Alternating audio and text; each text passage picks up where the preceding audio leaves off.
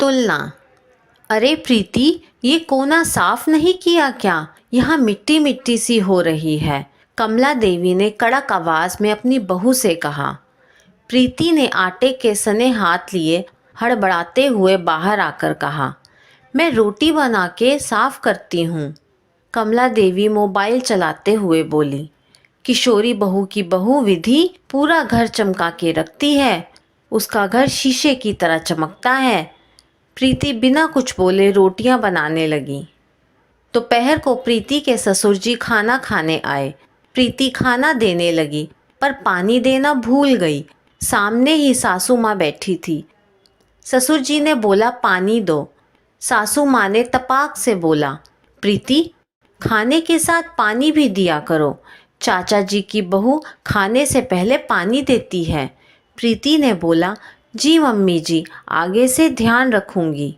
अगले दिन रोहित नहा कर निकला और उसने बाथरूम को ऐसे ही गीला छोड़ दिया। कमला देवी ने तुरंत अपनी बहू से कहा, रोहित के निकलने के बाद कपड़े से बाथरूम की टाइल साफ कर दिया करो। बड़े मामा जी की बहू दीपिका का बाथरूम सूखा रहता है।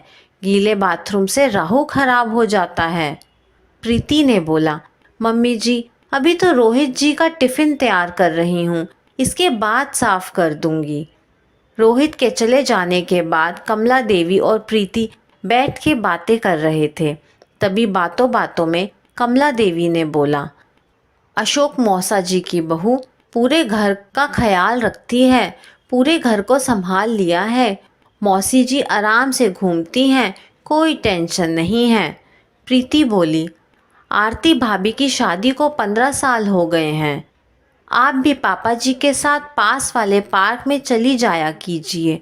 आपका घूमना भी होगा और पापा जी से 2-4 बातें भी हो जाया करेंगी। तभी कमला देवी ने तपाक से बोला, ना बाबा ना, मेरे बस की नहीं है।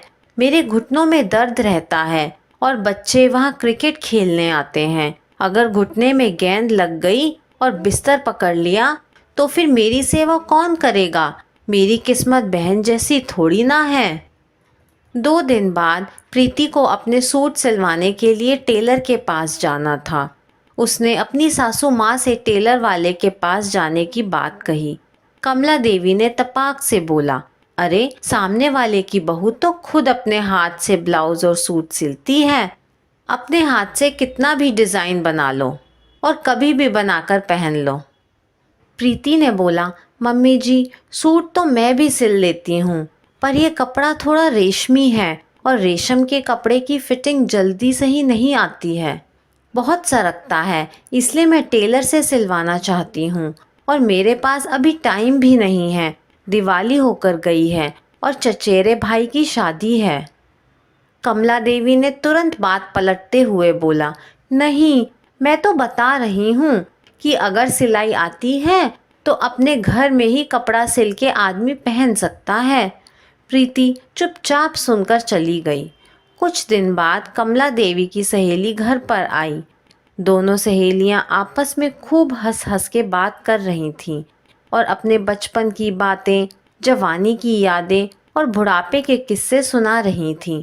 तभी प्रीति दोनों के लिए नाश्ता लाई और प्रीति वहीं पर बैठ गई। कमला देवी की सहेली ने प्रीति से पूछा, शादी को 1 साल हो गया है, घर कैसा लग रहा है? अब तो कम्मों की जिम्मेदारी कम हो गई होगी। कमला देवी ने बोला, इससे जितना हो सकता है उतना करती है। मेरी तरफ से भी कोई जिम्मेदारी नहीं है। मैं तो कहती हूँ जितना हो सके उतना करो, वरना छोड़ दो, मैं करने के लिए बैठी हूँ।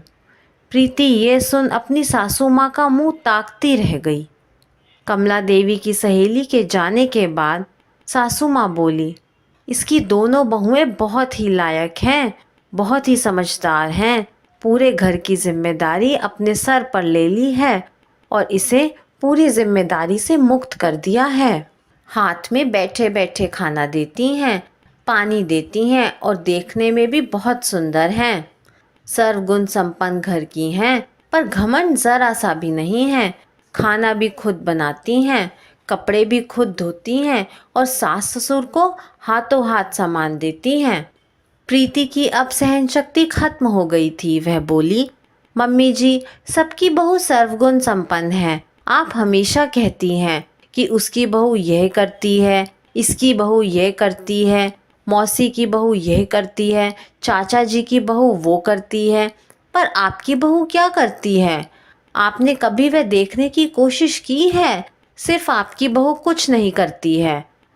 आपको सिर्फ मेरे में कमियां ही नज़र आती हैं।